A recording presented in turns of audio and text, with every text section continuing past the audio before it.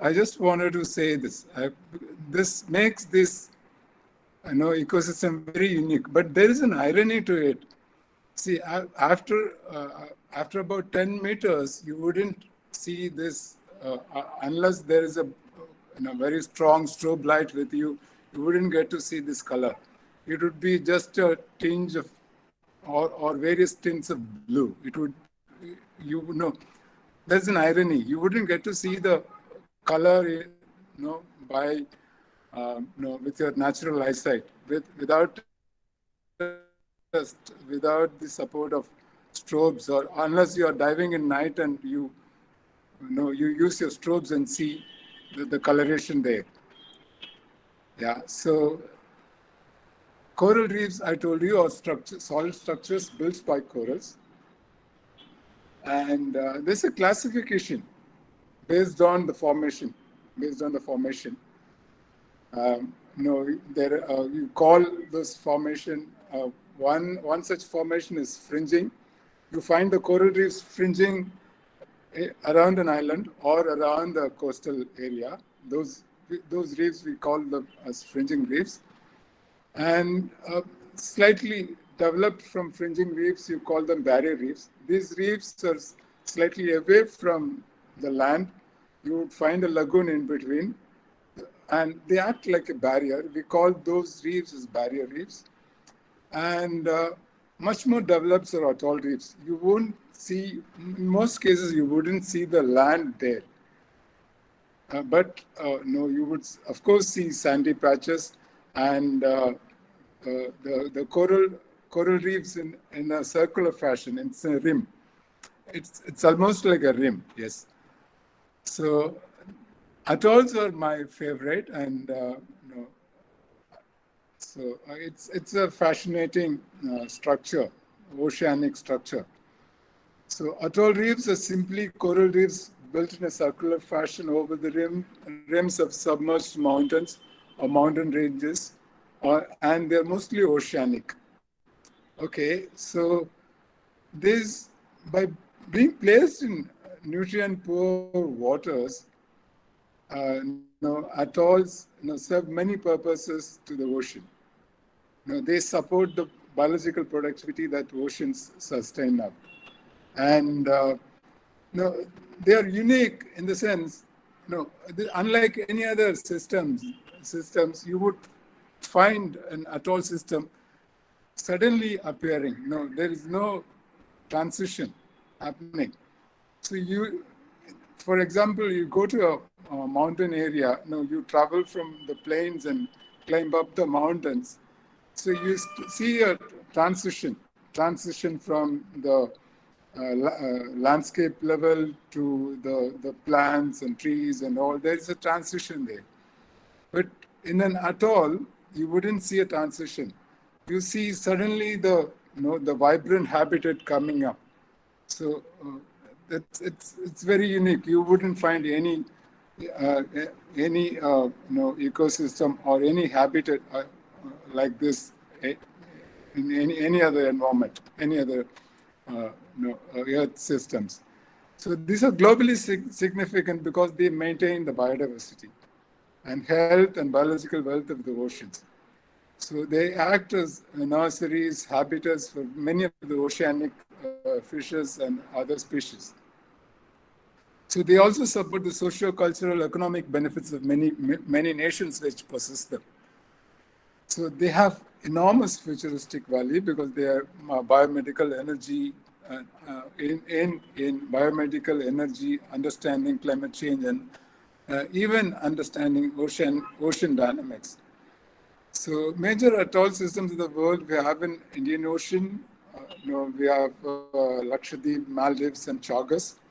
In the Pacific Ocean, there are many. There are Tuamotu Islands, Caroline Islands, Marshall, Coral Sea Islands, Kiribati, Tuvalu, and Tokelau. So there are many in Pacific Oceans, but we have the largest atoll system that is in Indian Ocean. So that consists of the Lakshadweep, Maldives, Chagos Ridge. It's the largest ecosystem. We are fortunate to have Lakshadweep with us. So Maldives and Chagos are down below. Okay, coral animal. Okay, coral is someone told me, and I think they have written up. Coral is an animal and belongs to the phylum Coelenterata. Coelenterata are animals exhibiting radial symmetry, and they have this invaginated um, pharynx. So they have one body cavity or coelom that has just they have just one opening. They don't have mouth and anus separate, but just one opening, and it's a very primitive animal. So they are colonial animals. So I've just marked in squares from the colony, just to show you how a single coral animal looks like in a colony. Okay. Now, you see, the dramatic changes in the skeletal structure and the polyp shapes and polyp design as we see different corals. So you will see corals with larger polyps. You will see corals with very minute polyps like this in this Acropora. The polyps are very minute. And I've kept a macro photo of an Acropora coral just to show you the size of the polyp. And I have another one of that same genera. You'll see a very microscopic polyp. These are all macro shots that shows you the close-up structure. So you will also see corals having 2 or 3 polyps clubbed together. So this is an example. And you'll also see the polyps arranged in valleys. So this is an example, a coral having the polyps arranged in valleys. So this is a diagrammatic, on your right is the diagrammatic representation of a coral animal. You'll see the tentacle there. This is typical of a coelenterate animal. And you have that oral disc. You have this mouth, body cavity, and gonads and mesenteries in the body cavity. Okay, and this on your left is a photograph of just a single coral polyp. I mean, it's a baby coral, just settled larvae that's just developing into a coral polyp. No, eventually it would build the by asexual reproduction, it's developed into a colony. Okay, how many shapes? You have lots of shapes from branching to massives.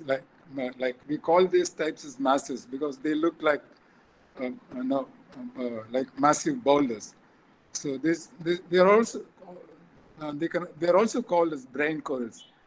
Because they look like the convolutions in the brine in a brine. So this can be submassive or columnar. I do not know, but there are these characterizations. These are called table-like forms or tabular forms. Yeah, they look like almost like tables. And these are submassives, not actually massives, but somewhat some smaller structures, but somewhat like columnar. They call them as submassives. And there are forms which are just appear like fingers. So they are called digitates, finger-like forms. And these are like encrusted onto a surface. So like encrustations on a surface. So these forms are called encrusting forms. So you have leaf-like forms. We call them as folios. And there are also this solitary forms. You call them they don't form colonies, but they just remain as single colonies. These are called fungid corals, and they don't get attached to also other forms of corals that they get attached to and then form colonies.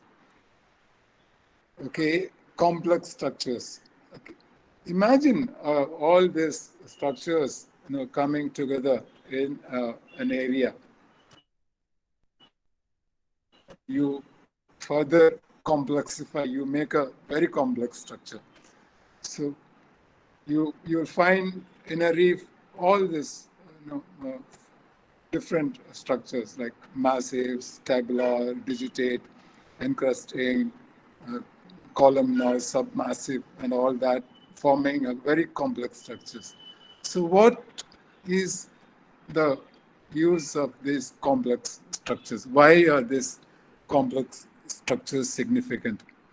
Can anyone respond? I'm not sure how many are there listening, how many are there, following me. I just want some feedback.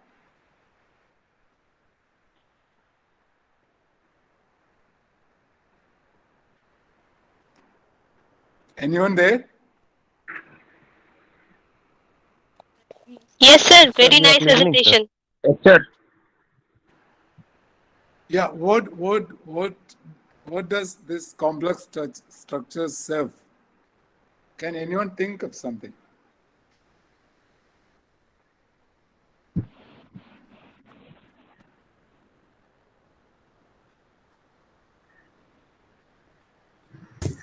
So coexistence.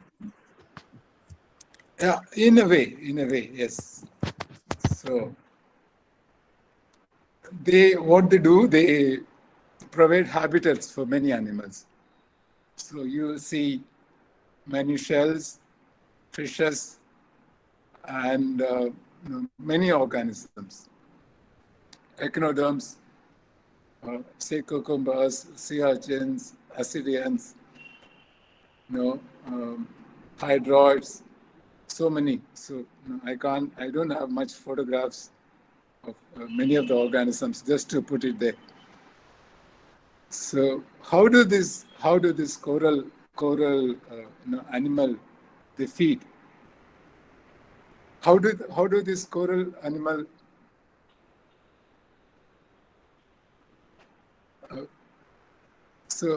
corals have this zooxanthellae.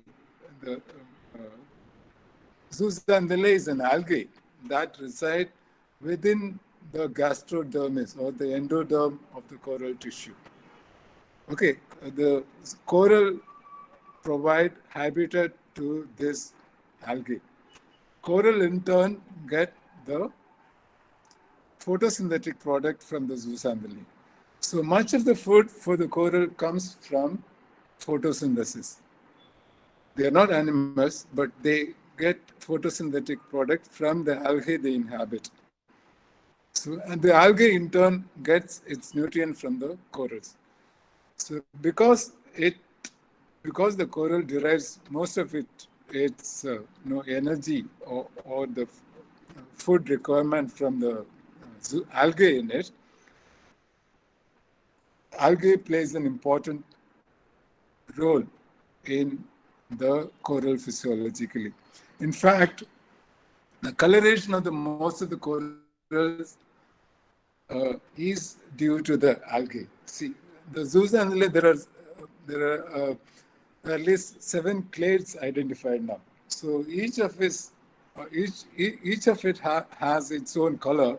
So depending on the zooxanthellae that a coral has, the coral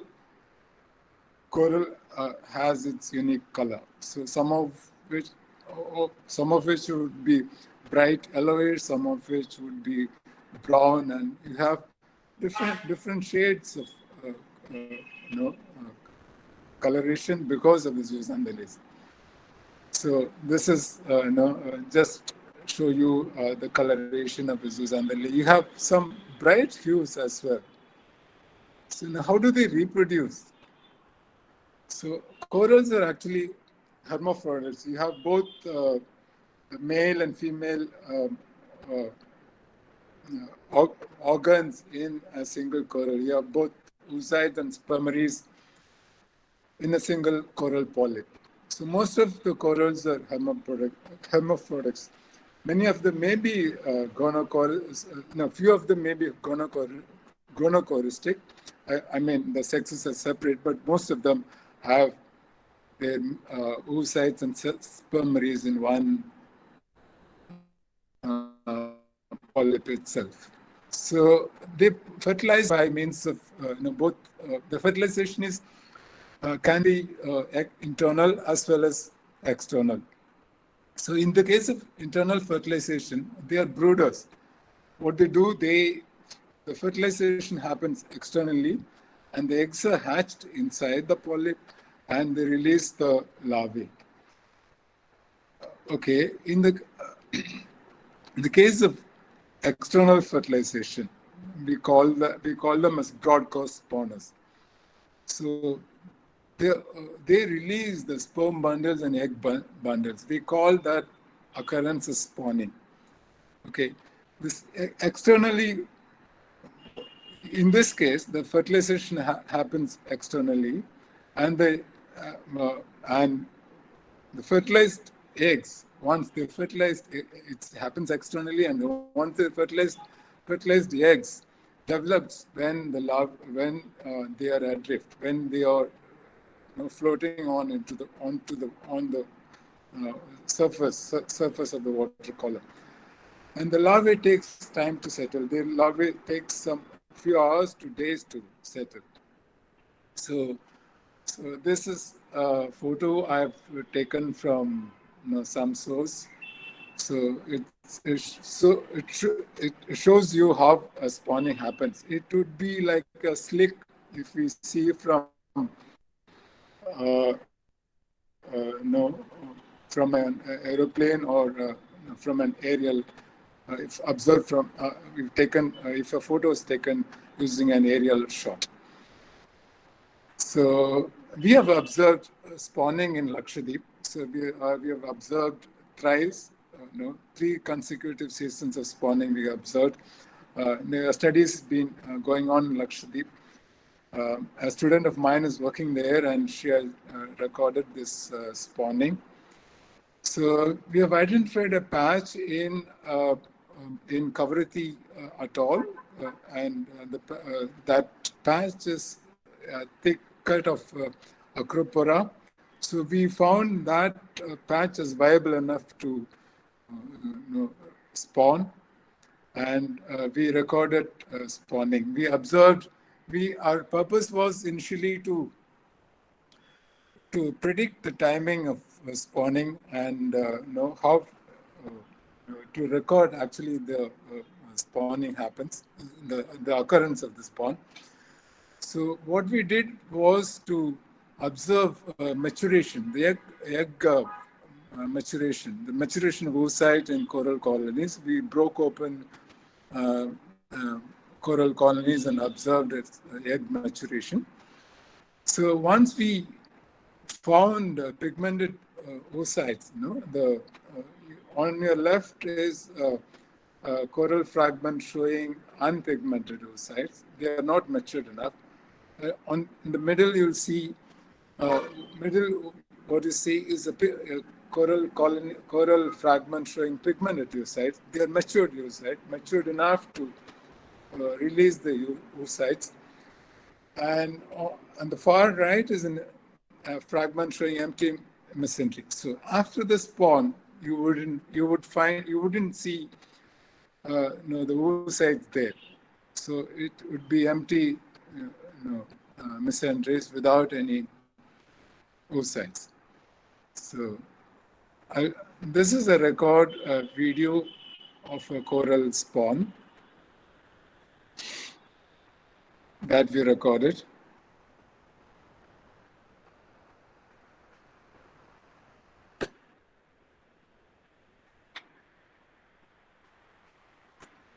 Just a 1-minute video, not more than that.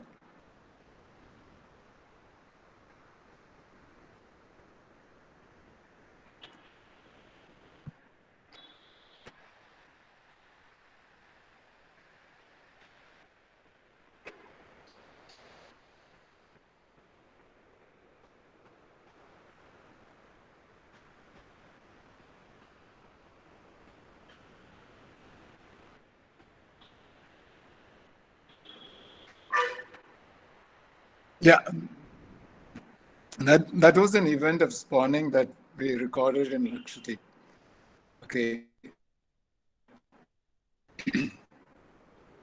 So asexual reproduction is just by budding. We have a single polyp divides into two,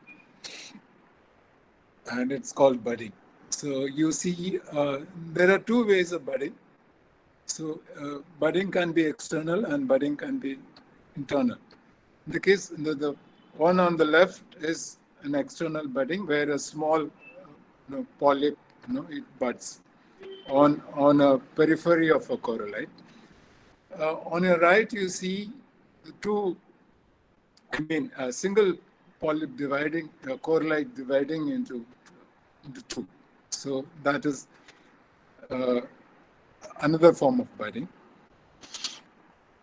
So coral reefs, as such, you find in, you start from west on the Atlantic Sea, on the right in the map. So Atlantic, Middle East, but most of it is within the tropics, within the, what do you call, Capricorn? I have no idea. Okay, so, but interestingly, you see, the most diverse coral reefs, the reefs which have with more biological diversity occurs in the confluence where the Indian Ocean and the Pacific meet. That area is in the middle, that represented in the Southeast Asia, that we call that as coral triangle. So it comprises Indonesia, Java, Sumatra, Thailand, all those Southeast Asian nations have coral, the reefs of those Southeast Asian nations. So in India, we have reefs in Gulf of Kutch, Malvan, Lakshadweep, Gulf of Mannar, and Andaman Nicobar. So we have high coverage of reef area in Andaman Nicobar, but proportionately, if you see, Lakshadweep has a higher coral cover. In the sense, compared to the land area, we have Lakshadweep has a higher area. So coming to the hard coral diversity, we have around 300 plus corals recorded from Andaman Nicobar Islands, Lakshadweep 160 plus. We expect there to be 220 hard coral, maybe more than that, but then Andaman Nicobar, we expect 400, 450. We have recorded 108 corals from Gulf of Mannar, Gulf of Kutch, 49 coral species. So the global maximum, from a single area, the so far reported numbers 425. That too is from Coral Triangle. So most of my examples are going to be from Lakshadweep. So other fauna, reported from Lakshadweep, or see, if what you can see from this table is that there are very few studies. The faunal inventories are very few.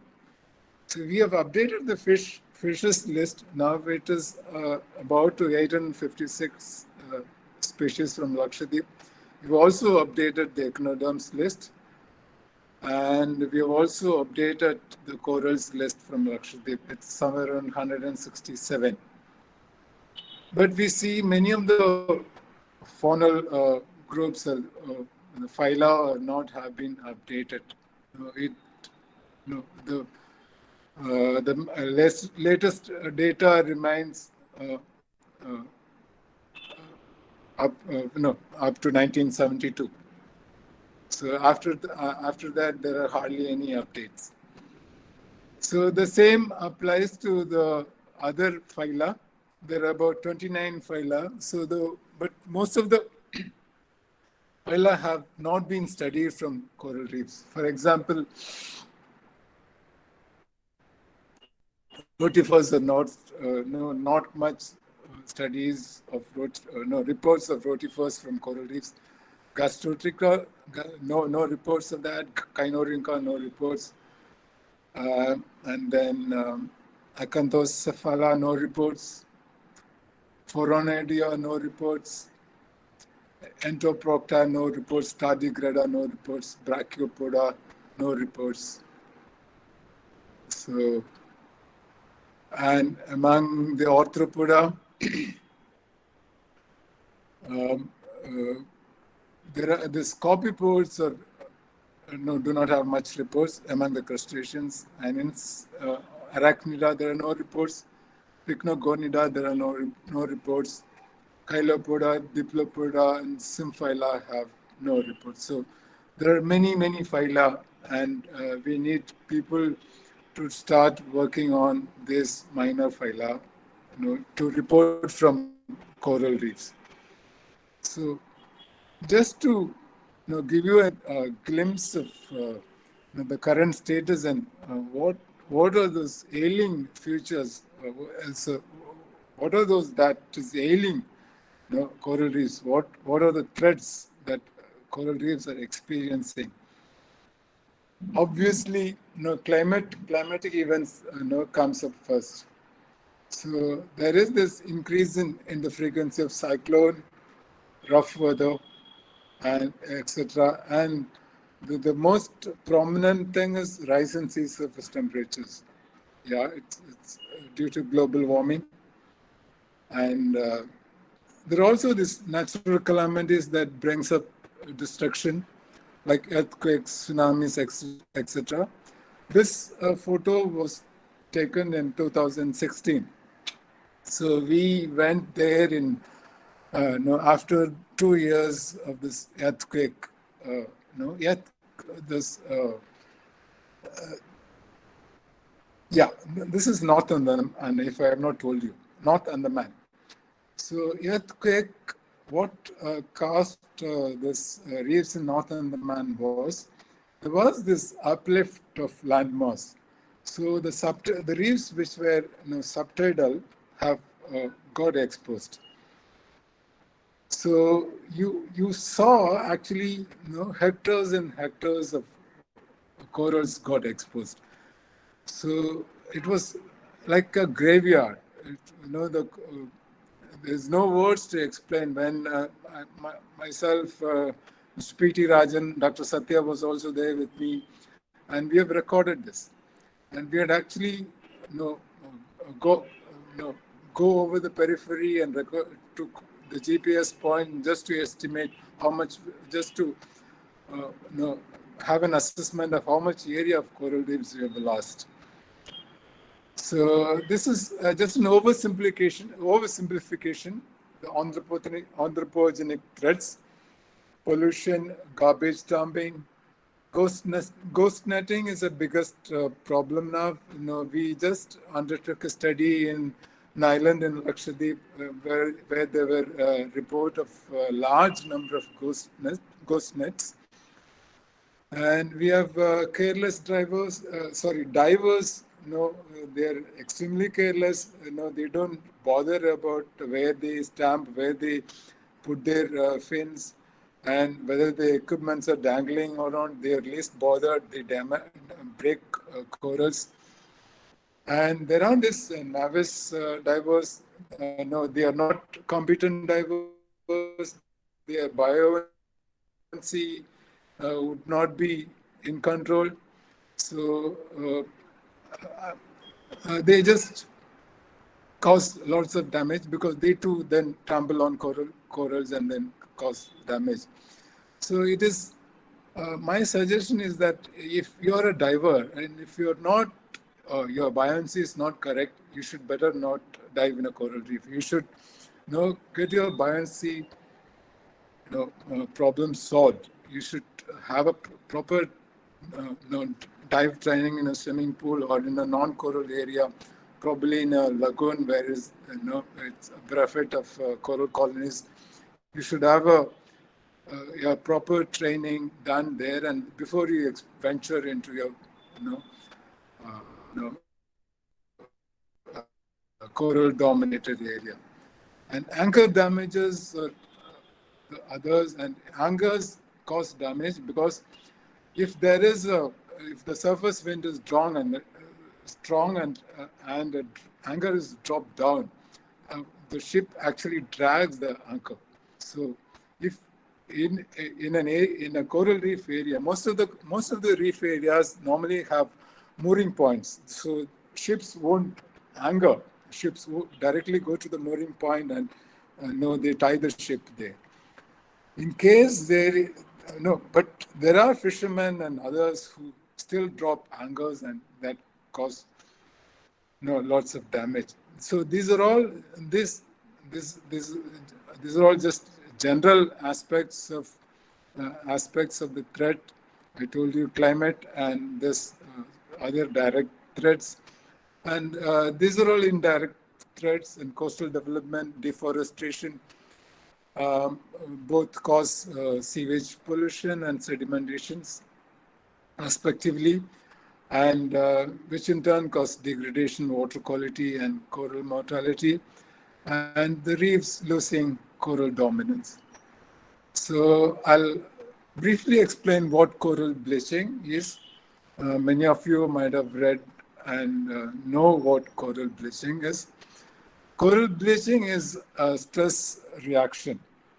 Okay, when any stress, and then corals expels the zooxanthellae. We associated this with temperature rise because in the past it is the temperature rise that caused widespread bleaching. So what happens when the temperature rises? Polyps expel zooxanthellae. I told you the zooxanthellae reside within the gastrodermis or the endoderm layer of the coral tissue, and once the coral is stressed, they think that they can't keep the zooxanthellae anymore within themselves, and they just try to expel. So once the zooxanthellae, I told you also it's the zooxanthellae that gives the coral the bright color. So once the colony, once the zooxanthellae is out, the colony appears brilliant white. So we call that as bleaching. So most of the corals, bleaching, and once they're bleached, and supposing the stressful conditions, the temperature, whatever that caused the stress doesn't normalize, the coral wouldn't recover the zooxanthellae back. So then, if the bleached condition, if the coral had sustained for 4 to 6 weeks, it would starve because they are starved of the photosynthetic product they were getting from the zooxanthellae. So this is a photograph of from Lakshadweep of the bleaching event in 2010. So you see the coral colonies appearing brilliant white. So this is a macro shot of a coral colony. You see you can see the translucent polyp tissue still live there, but bereft of zooxanthellae. No colorations there, no life there actually. So what has been ailing reefs? This is an example from Lakshadweep. So my experience is mostly, I've been working on mostly in Lakshadweep. So most of these examples are only of Lakshadweep reefs. So initially it were only cyclonic storms. So from 1817 onwards, the reports talk about mostly cyclonic storms, except just a single instance of a oil tanker grounding. Most of it were cyclonic storms. So, but later on, 1991, there was this explosion of uh, an echinoderm called Acanthaster plancy. Acanthaster plancy is actually it's known by a common name called crown of thorns. So it is not actually harmful to a coral if the numbers are normal. I mean, just a few numbers in a reef, just sufficient, just in the normal numbers they used to have. But in the case of explosions, they eat up the corals and they can clear off a reef within no time. So how the explosion happens is an interesting thing. Gastropod, which eats up the larvae of the Acanthaster plancy, is if that gastropods is no longer available, this explosion happens. So gastropods normally, if they were fished out and they are no longer eating up the larvae of Acanthaster plancy, then there will be a population explosion of this crown of thorns starfish. So this was the first report of the damage to the coral reef in 1991. And afterwards, the reports of 1986, even 1986 onwards, there were reports coming of siltations, erosion, and coral removals for construction purposes, limestone, sand mining from reef areas, blasting reefs, and to make boat channels. So all this construction of jetties, all this started happening, developmental activities slowly, and that were actually causing damages. Scientists were reporting those incidents as causing damages.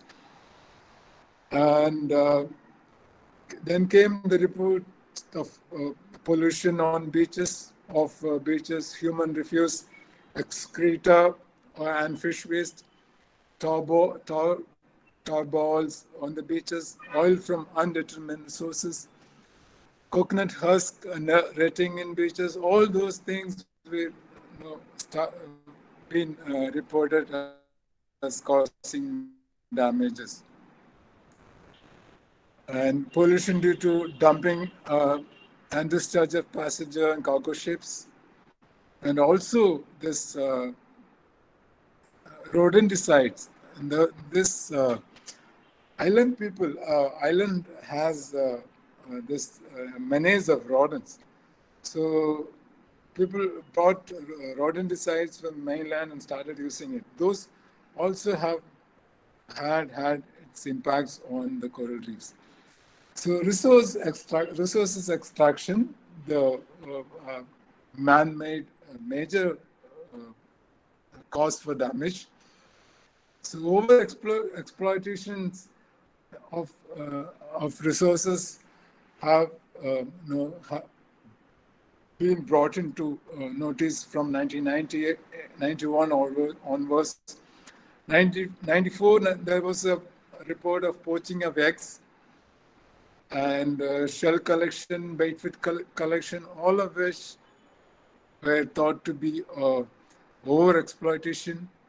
And 2005, there was a report of illegal collection of Schedule 1 species. Then uncontrolled reef fishery practices. Earlier, it used to be, I told you this example is only about Lakshadweep. And earlier, the fishery in Lakshadweep was only oceanic. Now there is this the reef fishery. People were started fishing from reef areas. It is in a nascent. It was in a nascent stage in 2008, but then we do not know now. Still, there is now this huge demand for reef fishers, and we do not know what exactly is the situation. Still, there's reef fishery export. We have little idea. But there are other fishing practices that is been practiced long ago, since long ago, or also detrimental to the corals, detrimental to the ecosystem. Bait fishing, reef hawking, octopus hunting, coral mining, and tourism activities, etc., snorkeling and all those. Because I told you, careless divers. Okay, coral bleaching. This week 1998 was the first recorded bleaching that we came across, and it was a El Nino associated bleaching. El Nino is a phenomenon that caused warm water current coming into the tropical areas. So we call that as El Nino Southern Oscillation. So due to that, in 1998, we had a massive bleaching in most all of the Indian reefs, except Andaman. Andaman too experienced bleaching, but the bleaching was not to that extent that were experienced in Gulf of Mannar or Lakshadweep or Gulf of Kutch. So what was severe was that almost 80% of the corals that were bleached died. So that was the first mass bleaching event, and after that there were many mass bleaching events. Now we see the coral bleaching happening at very frequent intervals. Now every year there is this bleaching incident. We call that as summer bleaching. Earlier, the summer bleaching incidents were less severe. We find the corals, after the summer season, we find the corals recovering because immediately after the summer, there's this monsoon, and we see the corals back. But nowadays, the summer bleaching itself is very severe. We recorded 2020 summer, bleaching in May 2020, April to May 2020. It was very severe, and almost 80% of the corals we saw in the Kavaratti Lagoon were bleached and dead. So now bleaching is the major thing than any other man-made or other climatic impact. So coral diseases are also another ones, and we recorded about 12 coral diseases in Lakshadweep, and we find quite prevalent in reef areas which are most populated, and where there are chances for more sewage going into the water. So we haven't had a thorough study to done the correlation of the reef area usage and the disease prevalence, but we will be doing that. So now there are still studies coming up on impacts impacts of fishing on fisheries. Impacts of fisheries itself, like for example, the study from NCF Bangalore, they dealt with behavioral changes in predator species. So now there is this decline in structural complexity. So the coral cover is declining, and coral, um, I mean, the coral diversity is on a decline probably, but definitely there's a decline in structural complexity uh, because of the coral mortality due to coral bleaching. So we are losing coral cover. That brings a decline in structural complexity, and the species which are associated. I told you that complexity is what provides, this diversity, biological diversity that is associated with the corals. So there are species that are associated to the structural complexity, especially the predator species. So these predators, they found that behavior of the predator species changing.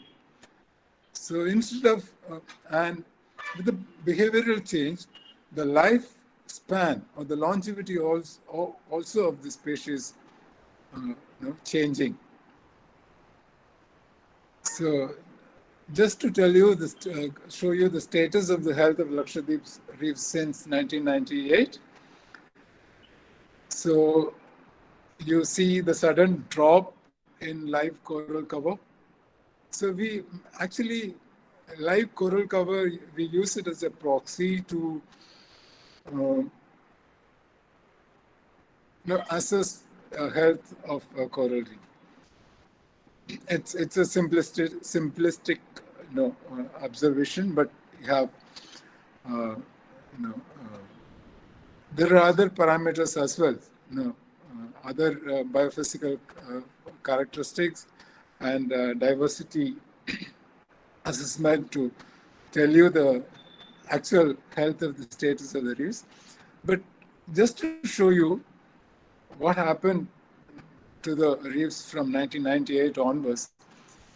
So until 1998, you had a cover of more than 40%. But now, after that, suddenly there was a drop in coral cover, and there was only a gradual increase until 2010.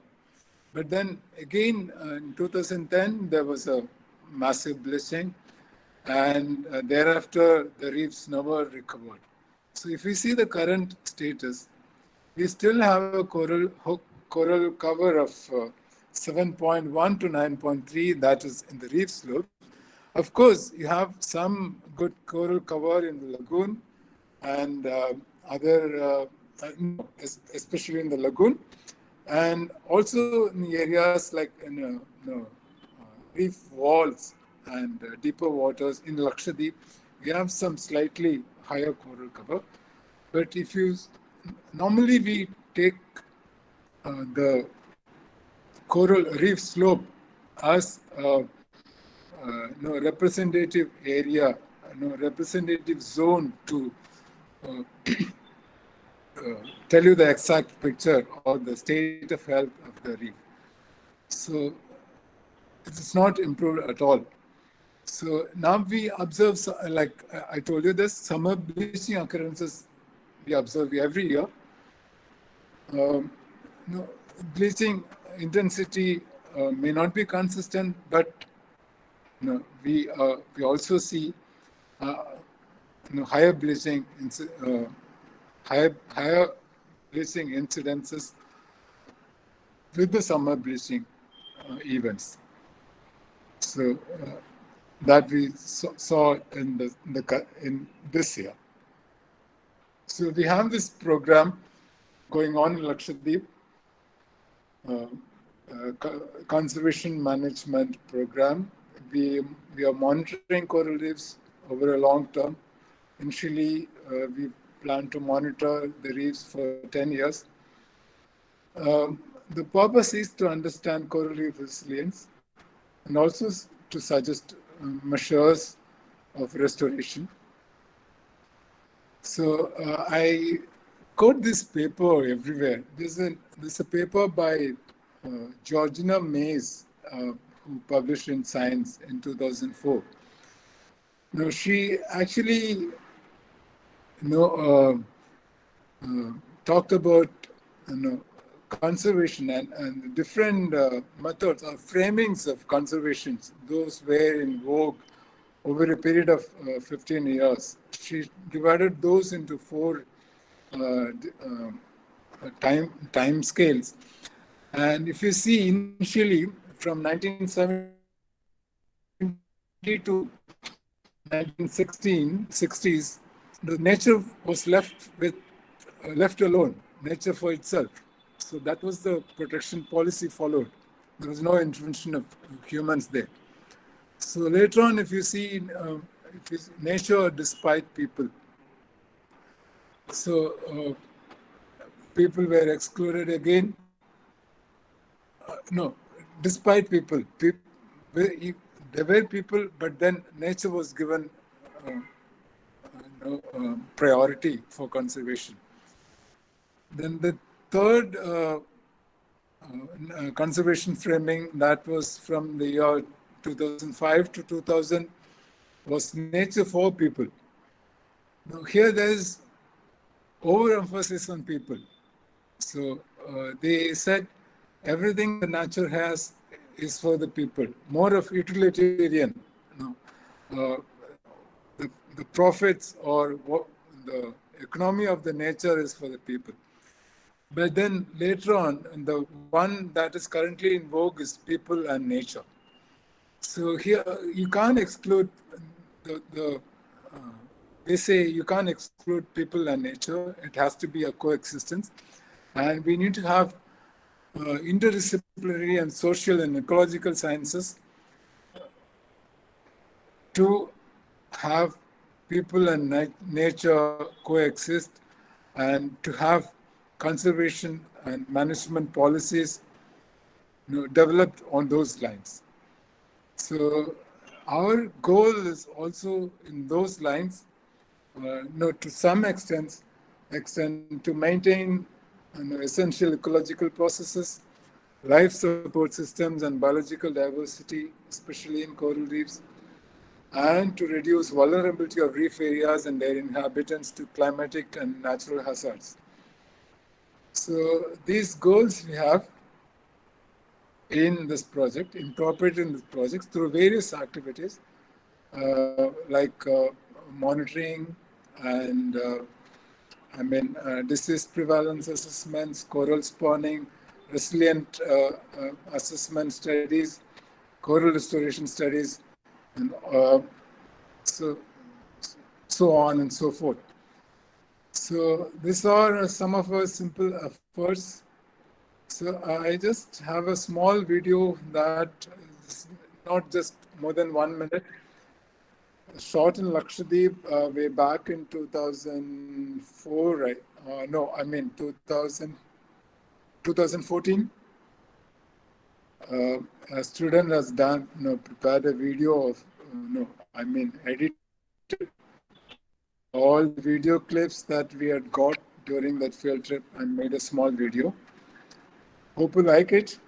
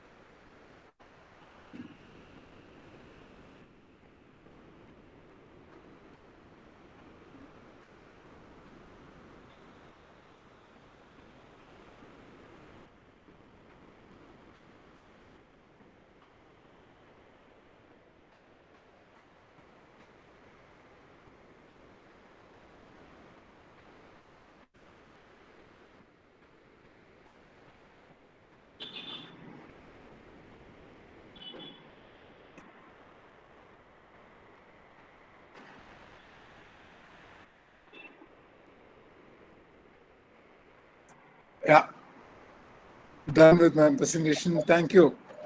Yeah, thank you, sir. Thank you so much. And especially the last part, it really seemed like we were underwater. I was at least imagining it.